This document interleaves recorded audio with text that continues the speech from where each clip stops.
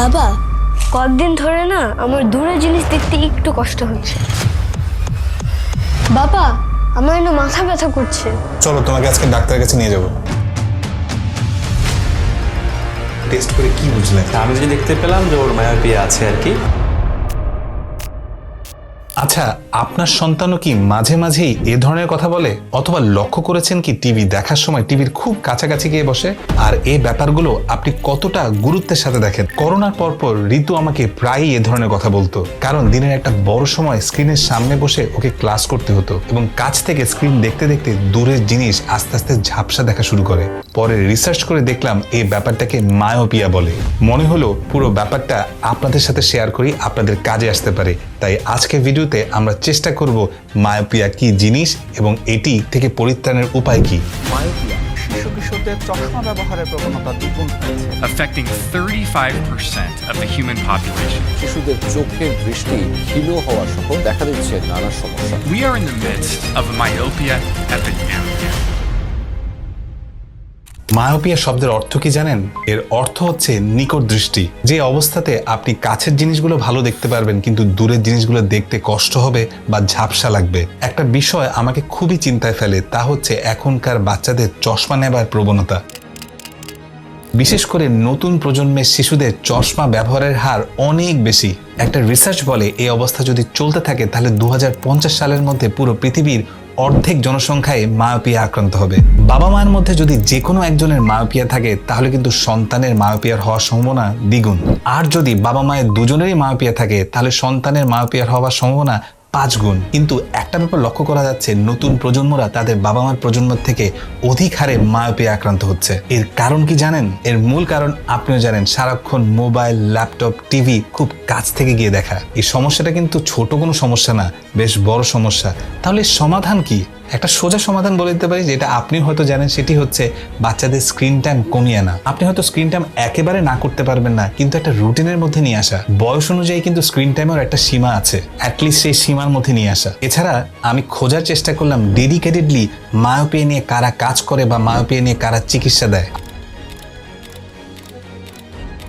আমার মনে হলো সেই জায়গাটিকে আপনাদেরও পরিচয় করে দেওয়া উচিত এবং গুগলে সার্চ করছিলাম বাংলাদেশের বেস্ট মায়োপিয়া সেন্টার কোনটি। আমি এসেছি ঢাকা অপটিক্যাল প্যাভিলিয়নে, যারা মায়োপিয়া নিয়ে ডেডিকেটেডলি কাজ করে।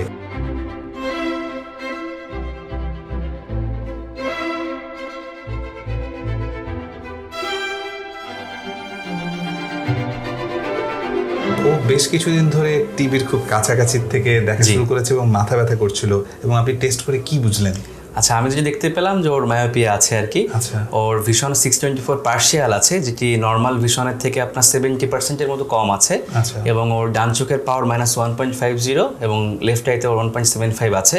তো এটা দিলেও 100% ক্লিয়ার দেখবে আর কি। সো এইটার রেমেডি কি হতে পারে আসলে? যেহেতু ওর বয়স মাত্র 11 বছর, সেজন্য ওর জন্য আপনার মায়োপিয়া কন্ট্রোল লেন্সটি পারফেক্ট হতে পারে। কারণ এটা শুধু ক্লিয়ার দেখবে তা না, এটা একই সাথে ওর কন্ট্রোলিংটা হবে যেন ফার্দার মাইনাস পাওয়ারটা বেড়ে না যায়। ঋতুর মায়োপিয়া ধরা পড়েছে। এটা যে খুব চিন্তার বিষয় তা কিন্তু না, কিন্তু আপনাকে সঠিক বয়সে কন্ট্রোল করতে হবে। এই ভিডিওটা করার মেইন উদ্দেশ্য ছিল আপনাদেরকে বোঝানো বাচ্চাদের চোখ পরীক্ষা করা কতটা ইম্পর্টেন্ট। একটা জিনিস এখানে এসে বুঝলাম, মায়োপিয়া যদি সঠিক বয়সে চিকিৎসা না করা হয় তাহলে এর প্রভাব আপনার দৃষ্টিশক্তিকে কিন্তু ভালোভাবেই প্রভাবিত করবে, এবং খুব খারাপ হলেও সত্যি এটি প্রায় অন্ধত্ব পর্যন্ত চলে যেতে পারে। আবার আরেকটা ব্যাপার জেনে ভালো লাগলো যে ছোট বাচ্চাদের যাদের চশমা পরতে চায় না বা চশমা পরে থাকতে পছন্দ করে না, তারাও কিন্তু চশমা ছাড়াও মায়োপিয়া চিকিৎসা এখান থেকে পাবে। মায়োপিয়া সম্পর্কে আরেকটু ভালোভাবে জানতে এখানকার কর্ণধার অপটোমেট্রিস্ট গাজী রিয়াজ রহমান ভাইয়ের সাথে কথা বলি, চলুন। আচ্ছা ভাইয়া, আমি গুগলে যখন মায়োপিয়া নিয়ে সার্চ করলাম এবং মায়োপিয়া বাংলাদেশ নিয়ে সার্চ করলাম, সবার প্রথমে